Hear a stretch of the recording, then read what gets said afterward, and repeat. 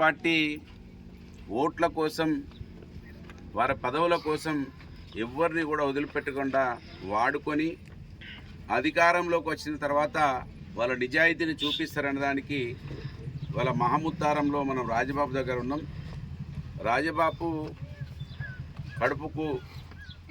కడుపు కోసం పాలేరుగా పనిచేస్తున్నటువంటి క్రమంలో అక్కడ ఆయన పేరుంది వెంకటరాజం అనే అతను వచ్చి చాలా విపరీతంగా కొట్టి చిత్రహింసలకు గురి చేస్తే ఈయన పోలీస్ స్టేషన్కి వెళ్ళి దరఖాస్తు ఇస్తే మహముత్తారం ఎస్ఐ దరఖాస్తు కూడా తీసుకోకుండా అవమానించి ఏం కాదులే 2 రోజుల తర్వాత నువ్వే కాంప్రమైజ్ అవుతావు, డబ్బులు తీసుకొని కాంప్రమైజ్ అవుతావని అవహేళన చేసి అవమానపరిస్తే మందు తాగితే ఆ మందు తాగిన కేసు కూడా పెట్టకుండా భారతదేశంలో ఇప్పటికి కూడా కుల వివక్ష కొనసాగుతూ ఉన్నదని ఆ ఎస్సీ ఎస్టీ అట్రాసిటీ యాక్ట్ ఏదైతే ఉందో ప్రభుత్వాలు చట్టాలు ఇంకా కూడా ఎస్సీలకు ఉపయోగపడతలేవని కఠినంగా ఎవరిని అవమానపరిచినా కూడా శిక్షించాలని ఆ పెట్టిన ఒక్క సెక్షన్ మాత్రమే పెట్టి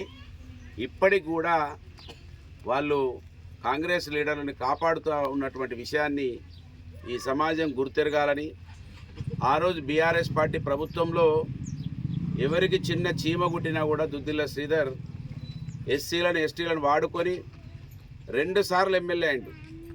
ఆ కేసులు అయితే బయటికి తీస్తలేడు, కానీ ఇవాళ ఇక్కడ ఎస్సీల మీద దాడులను మాత్రం పెంచుతూ ఉన్నాడు. మరీ ముఖ్యంగా మహముత్తారం ఎస్ఐ ఇప్పటికే చాలాసార్లు చెప్పినాం, ఇంతకన్నా ఎక్కువ ఇబ్బందులు పడాల్సి వస్తుంది నువ్వని కూడా చెప్పినాము. అయినా ఎస్ఐ ప్రవర్తనలో మార్పు రావడం లేదు. ఎస్ఐ పోలీస్ స్టేషన్ని కాంగ్రెస్ పార్టీ కార్యాలయంగా మార్చినట్టుగా మా భాస్కర్ చెప్తా ఉన్నాడు. అంతేనా? పిటిషన్ ఇస్తే కనీసం చిన్న చిన్న కేసులకైతే అనేక ఇబ్బందులు పెడుతున్నాడు మమ్మల్ని.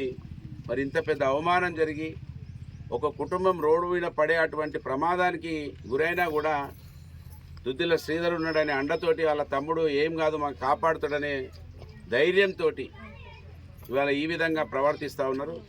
దీన్ని పూర్తిగా ఖండిస్తూ ఉన్నాం. డిఎస్పీతో మాట్లాడితే ఎంక్వైరీ చేస్తున్నామని అంటున్నాడు. ఈ చిన్న కేసు ఎంక్వైరీ చేయడానికి ఇన్ని రోజుల సెక్షన్లు పెట్టడానికి మీకు చేతులు రావడం లేదు. ఏదో తూతూ మంత్రంగా 7 సంవత్సరాల లోపు పెట్టి స్టేషన్ బెయిల్ ఇచ్చేటువంటి ప్రయత్నం అదే కాటారంలో మిగతా మా పార్టీ వాళ్ళ మీదనైతే చిన్నగా అరే అన్నా కూడా 307లు పెడతా ఉన్నారు.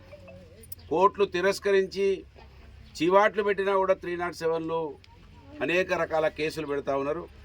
కానీ ఇక్కడ బీఆర్ఎస్ పార్టీ వాళ్ళకు ఓ రకం, కాంగ్రెస్ పార్టీ వాళ్ళకు ఓ రకంగా వాళ్ళ దుద్దిల్ల శ్రీధర్ గారి నేతృత్వంలో జరుగుతూ ఉన్నది. ఇదే పోలీసులను ఆ రోజు అన్నాడు, పోలీసులు మాకు ఉల్టా పనిచేస్తున్నారు అన్నాడు. కానీ వాళ్ళ పోలీస్ స్టేషన్లనే కార్యాలయాలుగా మార్చేసిండు దుద్దిల్ల శ్రీధర్. ఇది సమాజం గమనించాలి. ఈ నియోజకవర్గంలో మొట్టమొదటిసారి అట్టడుగునున్నటువంటి మాలాంటి బీసీల నుంచి పైకి వస్తే మమ్మల్ని ఏ విధంగా ఈ సమాజానికి దూరం చేయాలి అని ఎస్సీలను పూర్తిగా వాడుకున్నాడు. బ్రాహ్మణులు ఎస్సీలనే అవమానపరిచినటువంటి ఆ సామాజిక వర్గంలో పుట్టినటువంటి ఈయన గారు వాళ్ళనే వాడుకొని మేము అన్నదమ్ముల్లాగా ఉన్నటువంటి మమ్మల్ని విడపించి అదే వర్గాలతోటి 2 సార్లు ఎమ్మెల్యే అయ్యిండు. కానీ ఇవాళ వాళ్ళ కేసులు, ఆ రోజు వాడుకున్న కేసులు బయటికి తీస్తలేడు. ఇవాళ మళ్ళీ వాళ్ళను అవమానపరిచే విధంగా దుద్దిల్ల శ్రీధర్ వ్యవహారం జరుగుతూ ఉన్నది. కనుక ఇది సమాజం గమనించాలి. ఆ రోజు మేము మంచి అన్నదమ్ముల్లా కలిసి ఉన్నాం, మమ్మల్ని విడగొట్టిండు, అనేక పుకార్లు పుట్టించిండు. ఇక్కడ ఆ రోజు కవిరాజు కేసు జరిగితే దాన్ని కూడా వాడుకున్నాడు. ఇవాళ మరి కవిరాజు కుటుంబానికి ఏమో సాయం చేసేది లేదు, కవిరాజు వాళ్ళను మందలించేది లేదు, ఏమీ లేదు. ఆ రోజు వాడుకున్నాడు. ఇవాళ హాయిగా కుర్చెక్కిండు, మంత్రి పదవిలో పోలీస్ పహారాలు తిరుగుతూ ఉన్నాడు, బుల్లెట్ ప్రూఫ్ వాహనాల్లో తిరుగుతున్నాడు, కానీ ఎవ్వరికి ఏం సాయం చేసింది లేదు. కనుక ఈ సమాజం గమనించాలి. పోలీసులు తస్మత్ జాగ్రత్త. ముఖ్యంగా మహముత్తారం ఎస్ఐ, నువ్వు ఏ పొక్కలు ఉన్నా కూడా నిన్ను పొక్కలు మళ్ళీ దొరగొట్టాల్సి వస్తుంది అనేది గమనించాలి. ఎస్ఐ నీకు ఖచ్చితంగా పనిష్మెంట్ అవుతుంది. నీ వ్యవహార నువ్వు చాలా చిన్న పిల్లగానివి, ఇంకా భవిష్యత్తు నీకు బాగున్నది. నీ భవిష్యత్తు ఎంత ఉందో మాకంతే భవిష్యత్తు ఉన్నది. మేము ఇప్పుడు ఇవాళ రేపు రాజకీయాల నుంచి పోయేవాళ్ళం కాదు, ఇంకా చాలా సంవత్సరాలు ప్రజా జీవితంలో ఉంటాం. ఎన్నిసార్లు చెప్పినా నీకు బుద్ధి రావడం లేదు. ఇప్పటికైనా నీ ప్రవర్తన మార్చుకోవాలి. ఏదైతే మా రాజ్బాబుకు అవమానం జరిగిందో ఖచ్చితంగా ఎంక్వైరీ చేసి సెక్షన్లు ఆల్టర్ చేయాలి, పనిష్మెంట్ జరగాలని డిమాండ్ చేస్తూ ఉన్నాను. జై తెలంగాణ.